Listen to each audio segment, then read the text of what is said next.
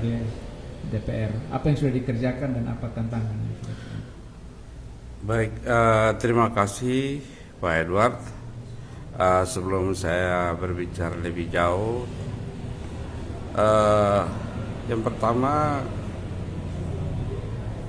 kami ucapkan terima kasih kepada pemerintah Kabupaten Kupang yang telah mencanangkan program 5P, yang salah satu adalah di bidang pertanian. Ini suatu program yang baik sekali untuk memotivasi, melihat kembali sejauh mana perkembangan dan kemajuan, dan juga menyusun strategi ke depan untuk membangun pertanian di Kabupaten Kupang. Nah, kami dari tim Pak Edward Tano sendiri, tentu saja kami sangat mensupport program ini lewat sarana yang telah kami memberikan kepada para petani. Yang tentu saja Pak Edward, bahwa program-program ini tentu saja harus pakai mekanisme, yaitu dia harus membentuk kelompok tani dan terdaftar dalam SK Kepala Desa atau Lurah, dan juga sistem informasi di bidang pertanian. Dari semua ini maka ada kolaborasi, baik itu pemerintah, wakil rakyat, dan juga para petani dalam menyusun strategi untuk mensukseskan program 5P. Terlepas daripada itu semua, bahwa berdasarkan pengalaman yang kami alami, kalau tidak salah kami sudah hampir 2 tahun bekerja, karena Kabupaten Kupang adalah salah satu wilayah daripada concern Pak Edward Tano selaku wakil rakyat yang diutus masyarakat Kosdapil 2 Kabupaten Kupang, bekerja dengan turun ke desa-desa untuk melihat dari dekat bagaimana problem yang mereka alami. Jadi ada beberapa problem yang para petani sendiri alami. Masalah bagaimana pelaku petani itu sendiri yang butuh banyak sentuhan-sentuhan BIMTEK. Lalu ada lagi tentang masalah air yang tidak kalah pentingnya. Dan juga mereka harus banyak menerima support, bantuan teknologi, khusus yang tadi sempat disampaikan oleh sahabat kita Ibu Sarah tentang bagaimana petani milenial ini diperhatikan juga sebagai salah satu potensi supaya mereka jangan pergi keluar mencari kerja. Ini perlu sebuah sentuhan teknologi. Maka kami dari tim Pak Edward terus menguncurkan alat-alat pendukung pertanian, memperkenalkan generasi muda bahwa dengan alat-alat pertanian modern ini sekiranya di samping meningkatkan produksi pertanian itu sendiri, tapi juga memperkenalkan pada generasi muda untuk mengenal alat-alat pertanian modern, sehingga mereka bisa hidup dan ini satu lapangan kerja yang sangat menjanjikan dalam dunia pertanian. Terima kasih Pak. Baik Pak Alan. Saya bersyukur sekali bahwa kita bisa bertemu seperti begini dan berdiskusi. Dan apa yang telah dibuat oleh Pak Edward, saya mendengar hari ini Pak dan tim menyerahkan salah satu kultivator untuk SMK Elpida. Kami berterima kasih untuk sumbangsi itu. Itu salah satu motivasi untuk anak-anak atau petani milenial untuk bekerja, bahwa ada masa depan di mana cara bekerjanya. Saya ingin untuk lebih dalam ke sana, tapi ada satu yang menarik yang Pak juga bicara itu tentang bagaimana, dan Ibu Sarah juga bicara tentang menaikkan produktivitas pertanian kita. Selama ini saya juga mendengar keluhan. Salah satu keluhan yang dialami itu yang Pak juga tadi sebut, yaitu mengintegrasikan pertanian kita dengan adanya kelompok-kelompok tani. Satu problem yang saya sering dengar ialah masalah pupuk. Nah, mungkin Ibu Sarah bisa menjelaskan apa sih jadi problem sehingga selama dari tahun lalu itu pupuk sering menjadi problem bagi para petani. Baik Pak, sedikit menyambung tadi soal petani milenial sebelum kita ke soal persoalan pupuk yang sedang tren sekarang. Saya dan teman-teman sebenarnya berpikir bagaimana pertanian atau kelompok tani masuk di sekolah. Itu artinya kita membiasakan anak-anak muda kita yang sekarang melakukan suatu kegiatan pertanian, lalu pada akhirnya ketika dia keluar itu otomatis ada terpatri di ingatan dia baru, karena rata-rata umur petani kita sekarang yang petani 45 tahun ke atas, ya 45 pun sedikit. Jadi untuk tenaga dan segala macamnya agak seperti saya bilang dari awal bahwa inovasi teknologi yang diterapkan soal era digital mudah diakses. Tapi apa iya petaninya siap untuk itu? Itu yang jadi makanya kita berharap kolaborasi dengan adik-adik sekolah bisa tercapai seperti itu. Nah, kalau bicara soal pupuk Pak, memang kemarin kami di Kupang Tengah itu yang tren MT2-nya pupuk tidak ada.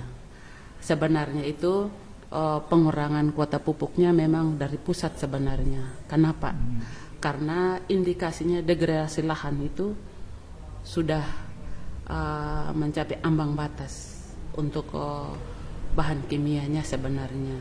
Tetapi kadang-kadang petani kita sudah terbiasa dengan pupuk yang dosis tinggi, lalu mengharapkan harus ada pupuk, itu yang jadi persoalan.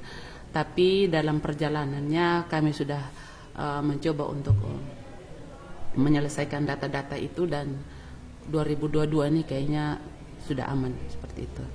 Cuman berharapan saya sebenarnya kita kembali ke alam, ya. Ada beberapa KWT yang kami tidak akomodir untuk di pupuk anorganik. Ada 4 itu dia arahkan mereka ke pupuk organik sebenarnya. Oke, jadi gitu, mungkin saya kesana dulu Ibu.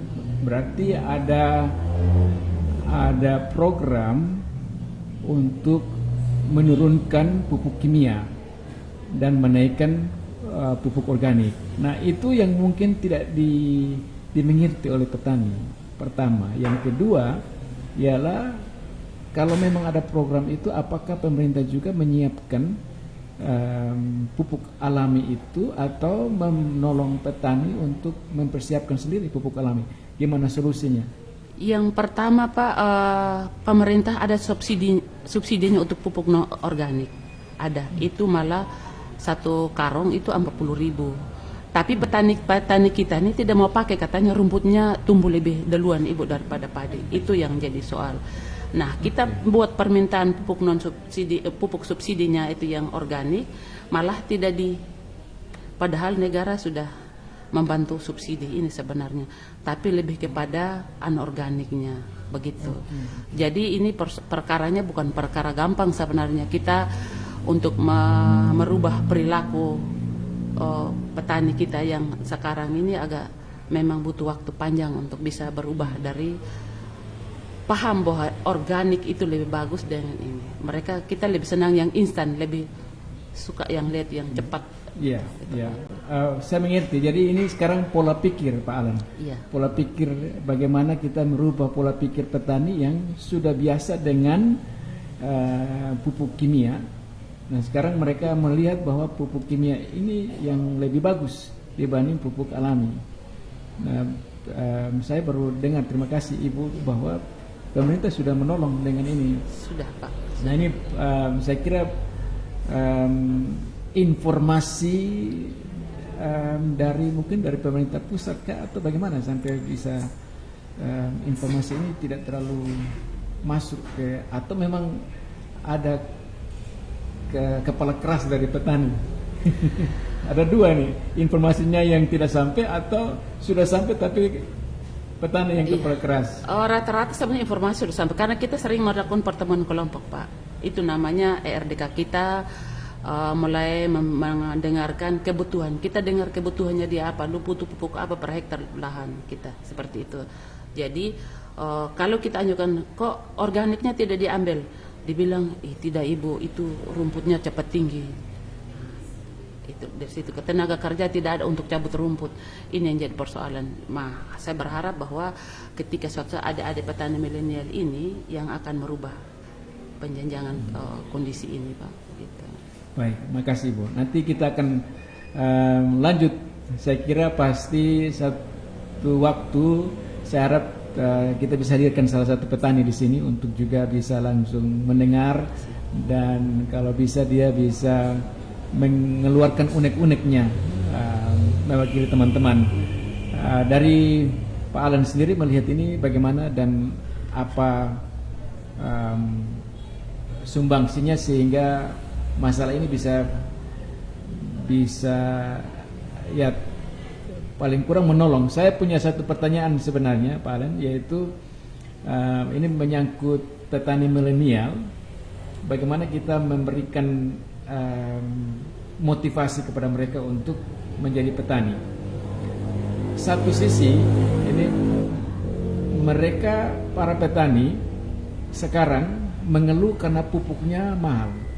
Berarti anggaran untuk menjadi seorang petani untuk bertani itu tinggi sekali karena pupuk yang mahal.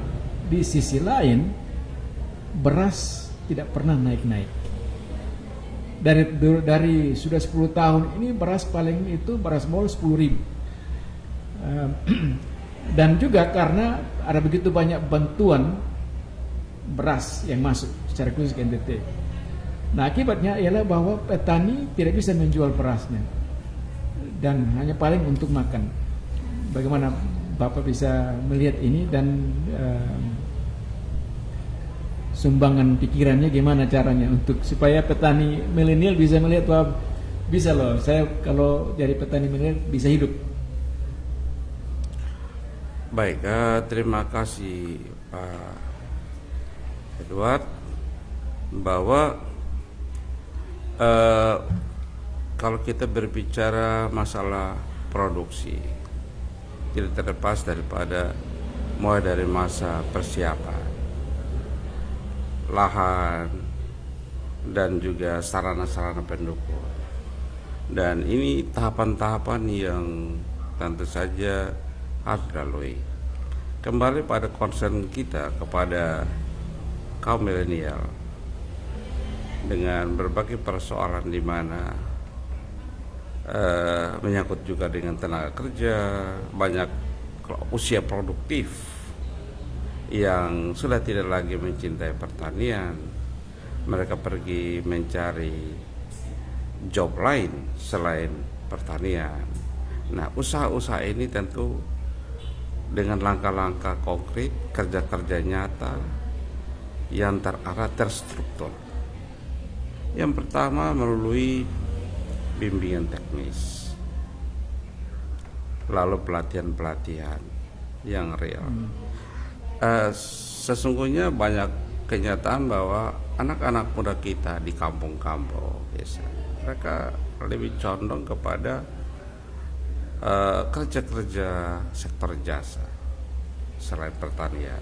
Bahkan tidak sedikit yang merantau keluar untuk mencari kehidupan yang baik. Jujur bahwa ke desa-desa, jika kita melihat Pak Edward bahwa ada jarak antara usia non produktif dan anak-anak, di mana usia-usia produktif ini sudah hampir tidak ada lagi di kampung-kampung. Nah, kembali kepada langkah-langkah persiapan generasi, khususnya kaum milenial di Kabupaten Kupang untuk mendukung program yang kita lagi concern sekarang, mendukung program 5P ini, bahwa anak-anak muda hendaknya diberikan banyak muatan-muatan.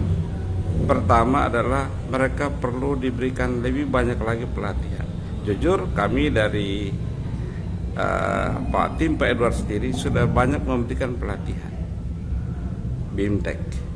Bahkan tidak salah pada tahun depan ini lebih banyak lagi BIMTEK yang kami arahkan. Tujuan kami adalah sebelum kita melangkah lebih jauh tentang action di lapangan, khususnya di bidang keuangan, tapi kita memberikan pemahaman bahwa pentingnya dunia pertanian ini dulu bagi masa depan mereka sebagai bukan pilihan alternatif, tetapi mereka jadikan sebagai pilihan utama,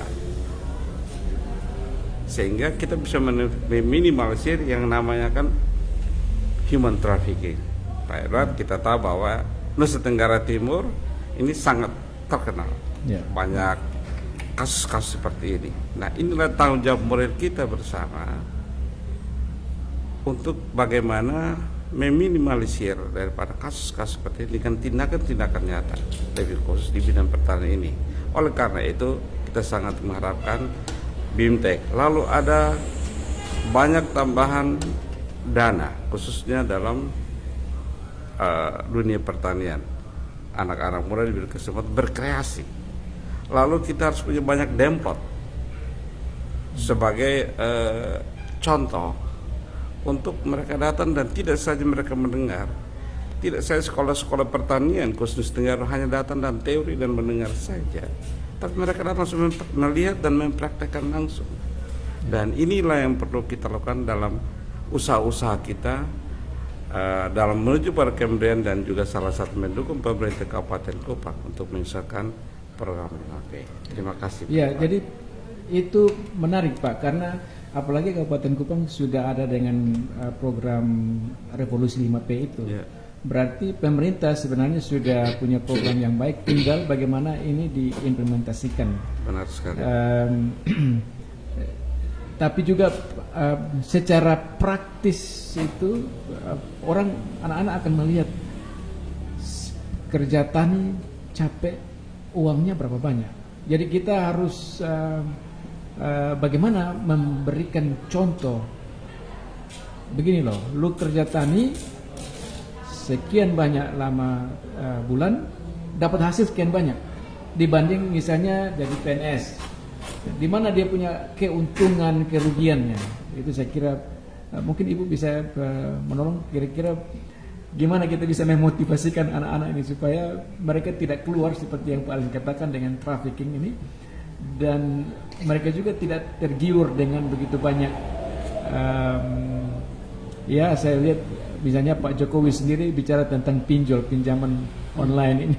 Begitu banyak orang tergiur ini karena ingin untuk mendapatkan kekayaan cepat dan kurang informasi motivasi bahwa bertani bisa dapat sekian banyak.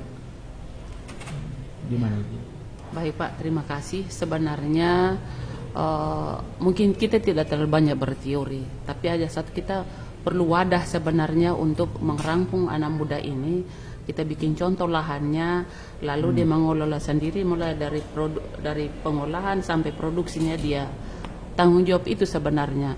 Kalau misalnya kita beri teori, lalu nanti dia keluar dikerjakan sendiri. Inilah beberapa kelemahan kami dari khususnya penyuluh. Sebenarnya saya tidak bicara soal pemerintah Kabupaten Kupang, tapi kami itu yang saya bilang dalam program ini kami akan coba merangkum adik-adik muda yang itu untuk memberikan demplot, dan artinya hasil usahanya itu dirasakan baru bisa Pak. Kalau tidak, istilahnya kita nih Thomas semua gitu. Ya, kadang lihat orang petua petani pulang kotor-kotor dari lahan, dia tidak mau, dia tidak menghasilkan uang seperti itu. Dia lebih pada hari ini yang punya uang mungkin sepatu bagus, dan tapi dia tidak berpikir bahwa apa yang menjadi konsumsi dia dari mana, tidak tahu. Kalau dasar bangsa atau desa atau kecamatan itu damai, sebenarnya perutnya kenyang sebenarnya, bukan karena baju bagusnya. Tapi itu yang nanti yang kami progreskan dan teman-teman, kami mencoba mencari satu lahan untuk bisa mendidik bisa bersama-sama dengan adik-adik yang milenial ini. Jadi istilahnya kami di Perten itu namanya Denplot, daerah percontohan untuk anak-anak. Jadi kita berharap bahwa dia yang kelola gitu, dia yang kelola, dia yang menjual, dia yang lurasa seperti itu. Itu yang program 2022 yang saya dan teman-teman untuk rencanakan. Iya, dan kita berharap Ibu Sarah bahwa hari ini kita bertemu di SMK Elpida. Semoga Ibu juga bisa menolong anak-anak di sana supaya ya paling kurang itu menjadi contoh lah untuk gimana petani milenial ini. Dan saya bisa bicara atas nama Yayasan Elpida bahwa kita punya lahan yang cukup besar, dan karena itu kita tinggal menunggu bagaimana caranya. Memang sekarang sudah terisi dengan beberapa tanaman, tetapi ini hal yang baru bagi saya, bagaimana menolong mereka untuk bertanam dengan pupuk alami itu yang pertama yang baru bagi saya, dan semoga ini menjadi motivasi kita bersama Ibu, dan dengan pertolongan Ibu dan teman-teman kita bisa lebih maju. Paling kurang kita memberikan motivasi. Bagaimana Bapak sendiri melihat dan kemudian menjalankan sehingga sumbangan atau yang sudah dianggarkan oleh pemerintah pusat itu betul-betul dimengerti dan diterapkan oleh para petani. Karena mubazir juga kalau pemerintah pusat bersama dengan DPR sudah menganggarkan sekian banyak anggaran, tetapi itu tidak ditangkap oleh petani. Bagaimana caranya supaya anggaran itu bisa langsung diserap oleh petani dan juga bupati, secara khusus Kabupaten Kupang yang punya program yang luar biasa ini. Baik, terima kasih Pak Edward. Para pemirsa, sahabat yang sangat kami cintai, pertama adalah sesuai dengan tagline dari Pak Edward Tanur, bahwa melayani dan kasih. Dan kami terus mengimplementasi itu dalam praktek-praktek kerja di lapangan. Yang pertama, kami rakyat atau petani adalah raja, dan kami sesungguhnya adalah hamba. Makanya hamba harus datang mencari Tuhan, rajanya, untuk melayani. Dan jujur bahwa kami bergerak dari hati nurani, dan dalam pelayanan Pak Edward Tam bersama kami tim, kami tidak melihat dari suku, agama, dan ras, siapapun dia, kami datang dan melayani. Memang dalam pekerjaan-pekerjaan ini banyak tantangan, ya. Ada pola-pola atau kebiasaan-kebiasaan masyarakat yang sudah terbiasa menerima ikan, susah menerima kail. Tetapi kami tentu saya tidak putus asa. Terus terang Pak Edward bahwa mengurus masyarakat ini tidak boleh ada kata jenuh. Ya, Bapak juga sebagai seorang hewan lebih memahami itu, bahwa melayani dan mengasihi serta mengampuni tidak pernah mengenal batas. Oleh sebab itu, sedikit kepercayaan masyarakat, waktu yang tidak banyak, 5 tahun, yang masyarakat telah memberikan kepercayaan kepada Pak Edward Tanur selaku wakil rakyat.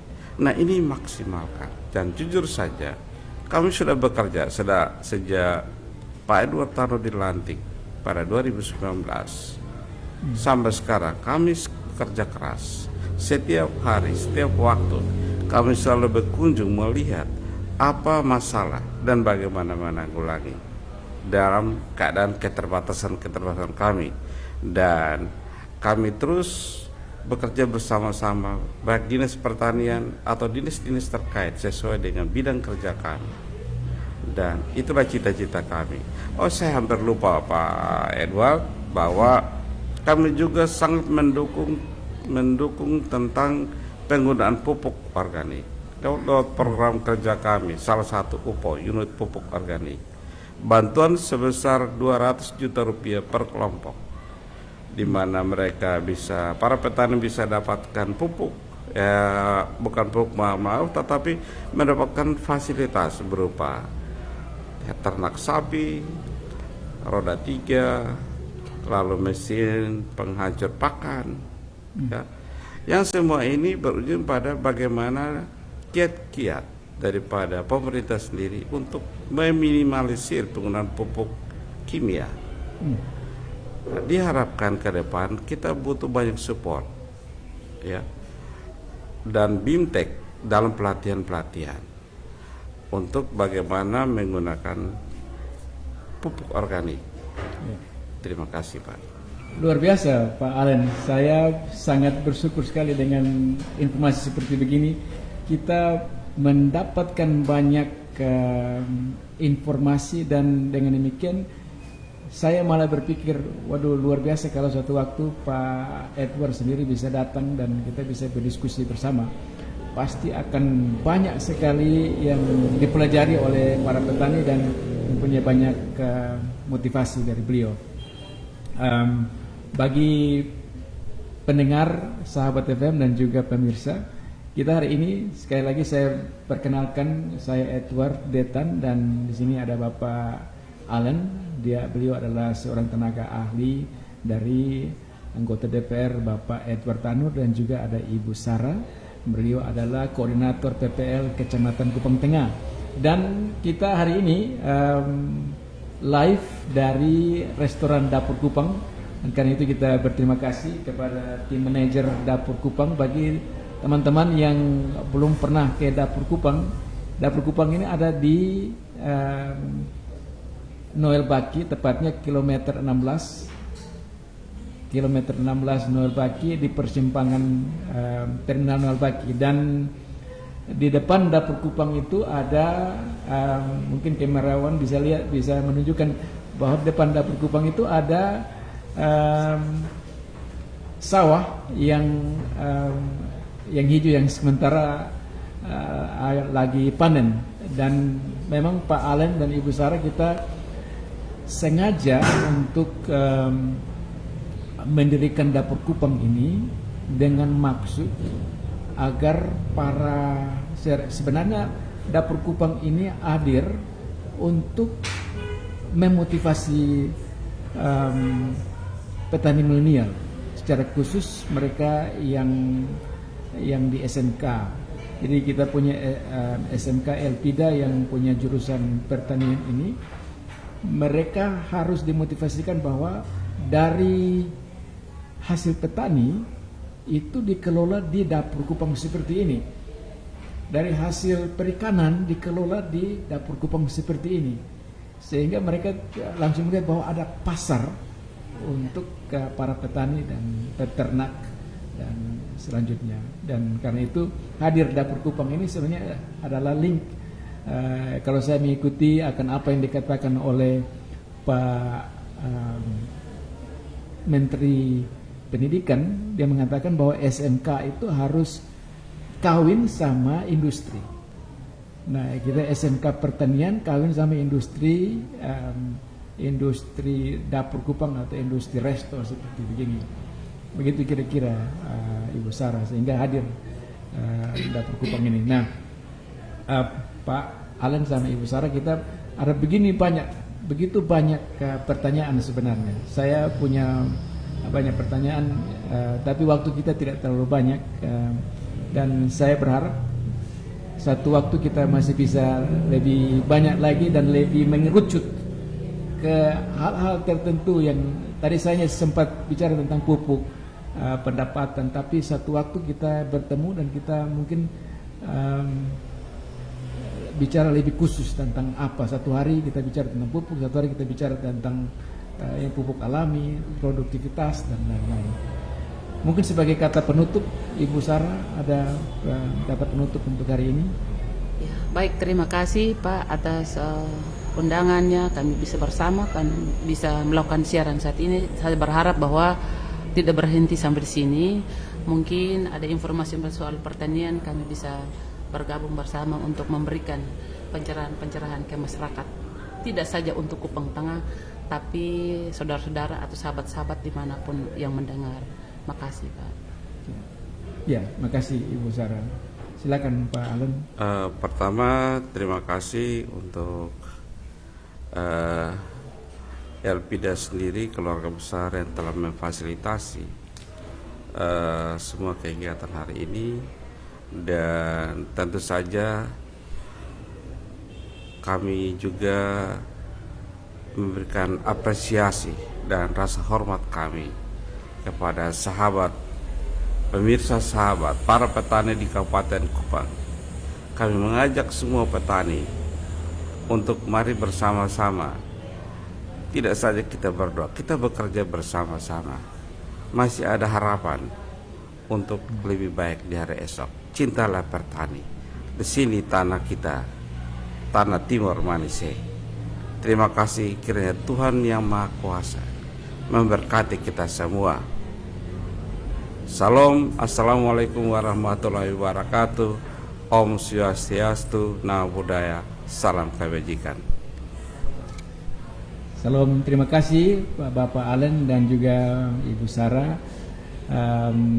Teman-teman pendengar Sahabat FM dimanapun Anda berada, dan juga pemirsa baik itu di Facebook dan YouTube, kami hari ini berbincang-bincang tentang banyak hal, dan kita bersyukur bahwa ada Bapak Allen dan juga ada Ibu Sarah, dan beliau berdua secara sepintas telah memberikan kepada kita sumbangsi apa yang sudah dilaksanakan. Ada begitu banyak problem, dan karena itu kami menghimbau kalau ada petani, para petani, sahabat-sahabat, dan juga semua yang peduli terhadap pertanian kita, mari kita bersama-sama berdiskusi, dan ke depan Mama Sarah dan Bapak Allen bisa bersama-sama dengan kita, dan mungkin kita juga akan bertemu entah dengan Bapak Bupati atau Pak Wakil ataupun juga DPR di Kabupaten Kupang,